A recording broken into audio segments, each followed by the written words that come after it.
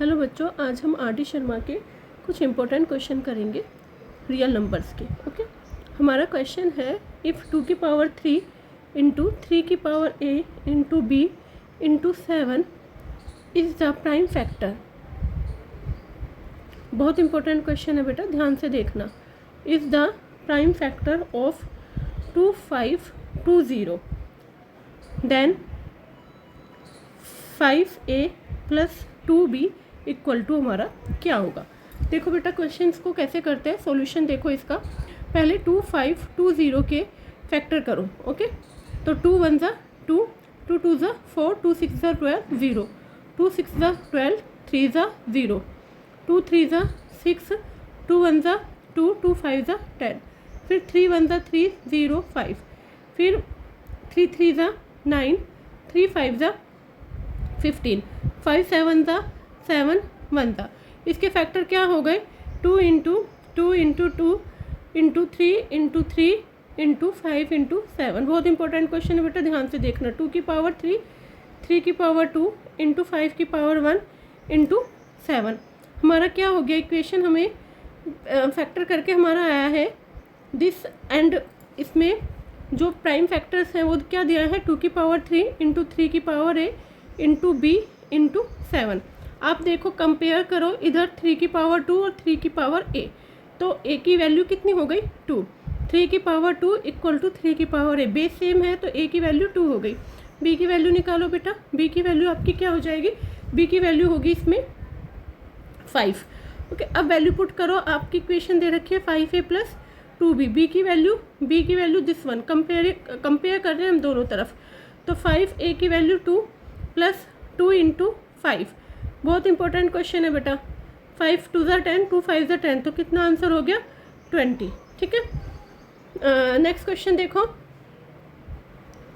Next question है हमारा कि इफ़ 2520 इक्वल टू 2 की पावर a इंटू 3 की पावर b इंटू 5 की पावर c इंटू 7 की पावर d। ठीक है, तो आपको निकालना है क्या, a plus B minus 2c minus 3d। अगर बेटा मेरी वीडियो अच्छी लगे तो चैनल को सब्सक्राइब ज़रूर करना। ठीक है, अभी आप लास्ट क्वेश्चन में हमने 252 के फैक्टर पढ़े थे, मैं वहीं से ले लेती हूँ। 2521 के फैक्टर मेरे क्या थे, 2 की पावर 3, 3 की पावर 2, 2 की पावर 3, 3 की पावर 2 इंटू 5 इंटू 7। ठीक, ये फैक्टर थे 5 इंटू 7। ओके, अब इधर हमें क्वेश्चन फर्स्ट की तरह ही है सेम। ठीक है, 3 की पावर 2 इंटू 5 इंटू 7, कंपेयर कर रहे हैं हम 2 की पावर a, 3 की पावर b, 5 की पावर c और 7 की पावर d। ओके, कंपेयर करो आप, a की वैल्यू आपकी क्या होगी 3, कंपेयर कर रहे हैं। देखो बेटा, बेस सेम है, मैं एक बार आपको बिल्कुल बेसिक से बता देती हूँ। 2 की पावर 3 इक्वल टू किसके है, 2 की पावर a। अगर बेस सेम है तो पावर इक्वल होती है, तो a की वैल्यू कितनी हो गई 3। इसी तरीके से आप b की वैल्यू निकालो, 3 की पावर b, 3 की पावर 2, बेस सेम है, b की वैल्यू कितनी हो गई 2।